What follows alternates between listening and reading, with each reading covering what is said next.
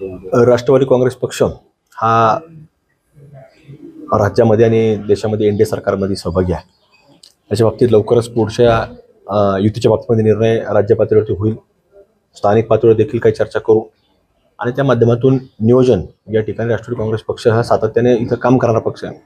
आणि आज आपण जर पाहिलं तर शहर जे आज चांगल्या प्रकारे विकासात्मक काट टाकतंय, विकासात्मकदृष्ट्या पाऊल पुढं टाकतंय, पुढं जातंय, रस्ते पाहायला मिळत आहेत, चांगल्या प्रकारची उद्यानं पाहायला मिळतात. जिल्ह्यात नाही असे म्युझिकल फाउंटन उभा राहत आहेत, जिल्ह्यात नाही असे स्पोर्ट्स कॉम्प्लेक्स उभा राहत आहे, एक मोठा सरकारी दवाखाना उभा राहतोय.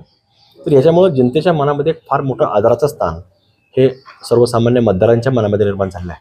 आणि म्हणून कुठेतरी त्या अनुषंगाने काम करत असताना राष्ट्रवादी काँग्रेसकडनं फार मोठ्या अपेक्षा जनतेची देखील आहे. त्यामुळे राष्ट्रवादी काँग्रेस पक्ष हा शहरामध्ये एक चांगल्या प्रकारची मोर्चेबांधणी करून त्या महानगरपालिकेची निवडणूक लढणार आहे.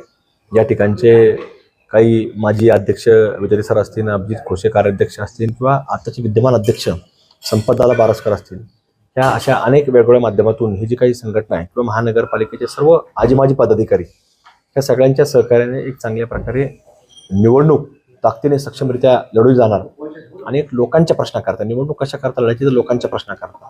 आणि मग जसं काल राज्य सरकारकडनं प्रभाग रचनेच्या बाबतीत सूचना आल्यात तर त्या प्रकारे देखील सूचनांचं जे काही पुढं कार्यवाही होईल तर त्या प्रकारे प्रभागामध्ये सक्षम उमेदवार हे देण्याचं काम त्या ठिकाणी राष्ट्रवादी काँग्रेस पक्ष या सगळ्या मंडळींच्या नेतृत्वाखाली करणार आहे. जर शेवटी हे ज्या लोकांनी जर ठरवलं सोबळाचं करायचा तर त्या प्रकारे निर्णय घेतलाच आहे. असं काही नवीन नाही येते काय, हे वर्षानुवर्ष चालत आलेलं आहे. मी आता पहिल्यांदा महापौर झालो तेव्हापासून हे सगळं पाहतोय, चालू राहील, एवढं काही विशेष काही नाही.